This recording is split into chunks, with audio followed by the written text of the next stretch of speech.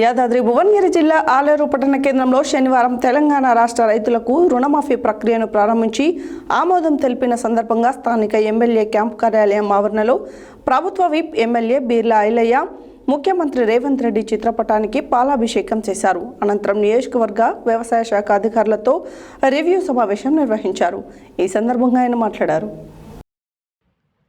యాదాద్రి భువనగిరి జిల్లా ఆలేరు పట్టణ కేంద్రంలో శనివారం తెలంగాణ రాష్ట్ర రైతులకు రుణమాఫీ ప్రక్రియను ప్రారంభించి ఆమోదం తెలిపిన సందర్భంగా స్థానిక ఎమ్మెల్యే క్యాంపు కార్యాలయం ఆవరణలో ప్రభుత్వ విప్ ఎమ్మెల్యే బీర్లా ఐలయ్య ముఖ్యమంత్రి రేవంత్ రెడ్డి చిత్రపటానికి పాలాభిషేకం చేశారు. అనంతరం నియోజకవర్గ వ్యవసాయ శాఖ అధికారులతో రివ్యూ సమావేశం నిర్వహించారు.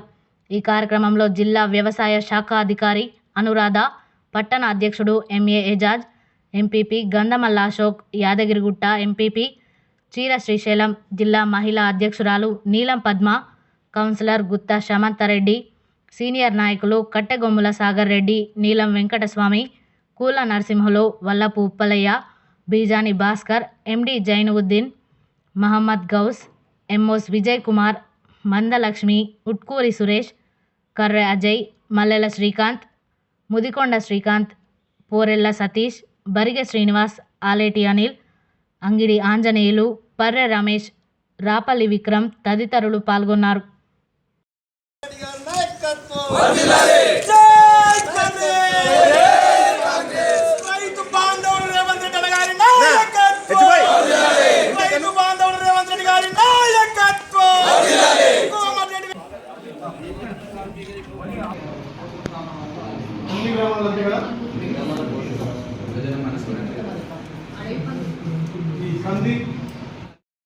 వాళ్ళకి చెప్పడానికి, చార్జ్ చేయడానికి, లేదా పాంప్లెట్ చేయడానికి ముందుగా మీకున్న పరిజ్ఞానంతో వ్యవసాయాన్ని మాత్రం కొంచెం గత ప్రభుత్వాల కంటే ఎక్కువ పండుగ వాతావరణంలో తీసుకుంటే బాగుంటుంది.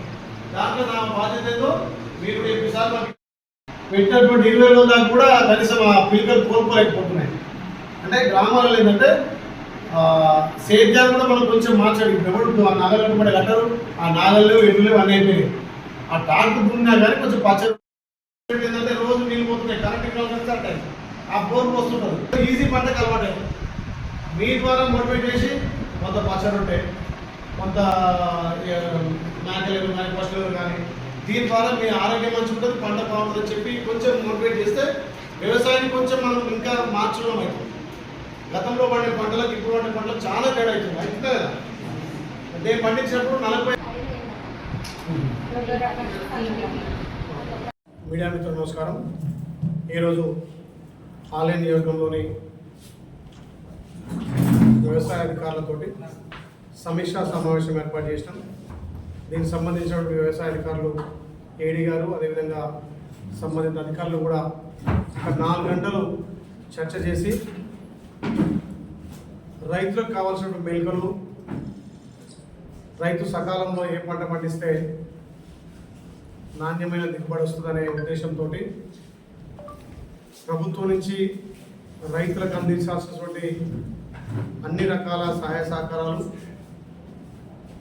అదేవిధంగా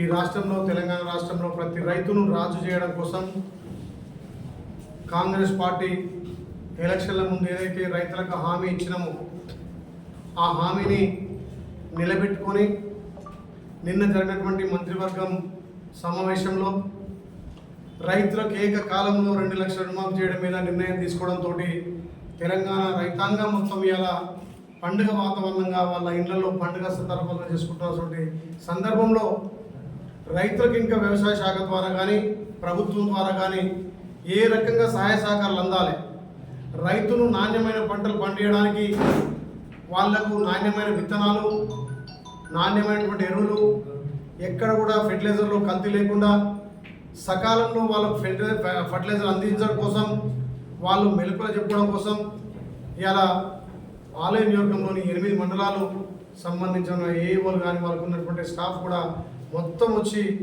రైతులకు అన్ని విధాల ప్రభుత్వం నుంచి కానీ ఇక్కడ యంత్రాంగం నుంచి కానీ పూర్తిగా మద్దతు ఇచ్చి వ్యవసాయం దండుగన్న వాళ్ళకి ఇలా వ్యవసాయం పండుగ అనే విధంగా చేసినటువంటి ఈ ప్రయత్నంలో భాగంగా ఇవాళ వ్యవసాయ శాఖ సమీక్ష నిర్వహించడం జరిగింది. ముఖ్యంగా గౌరవ ముఖ్యమంత్రి రేవంత్ రెడ్డి గారికి, మంత్రివర్గ మంత్రులందరికీ వాళ్ళ ప్రత్యేకంగా ధన్యవాదాలు. ఏదైతే రైతు ఏకకాలంలో రుణమాఫీ కోరుకుండో దాన్ని చేయడం చాలా సంతోషం. మీ అందరం రైతుల పక్షాన ప్రత్యేకంగా ప్రభుత్వానికి, గౌరవ ముఖ్యమంత్రికి, మంత్రులకు ప్రత్యేకంగా ధన్యవాదాలు తెలియజేస్తున్నాం. ఏకకాలంలో రుణమాఫీ చేయడం మనం చాలా గొప్ప విషయం. దానికి ప్రభుత్వ పరంగా ఇంకా రైతులు సద్వినియోగం చేసుకొని వ్యవసాయం దండగన్న వాళ్ళ నోర్లు మోయించి ఇలా వ్యవసాయం పండుగ అనే విధంగా చేస్తున్నాం. కాబట్టి ఇంకా కూడా రైతులకు అన్ని విధాల అండ ఉండాలి, రైతులకు సబ్సిడీలు ఇవ్వాలి, రైతు అన్ని విధాల పంటలు ప్రోత్సహించి ఒక ఒరే కాకుండా ఆరుతడి పంటలు కూడా అదేవిధంగా మా ప్రభుత్వం ఏదైతే మాట ఇచ్చిందో సన్న ధాన్యం కూడా ఎక్కువ పంట వచ్చే విధంగా, ఏళ్ళు వచ్చే విధంగా అందరు రైతులు కూడా సన్నధాన్యాన్ని వేసే విధంగా చర్యలు తీసుకొని గత సంవత్సరం ఇప్పటికీ సన్నధాన్యం ఎక్కువ కూడా సాగు చేయడం జరిగింది. దానికి ప్రభుత్వ యంత్రాంగం కూడా మంచి కృషి చేసింది.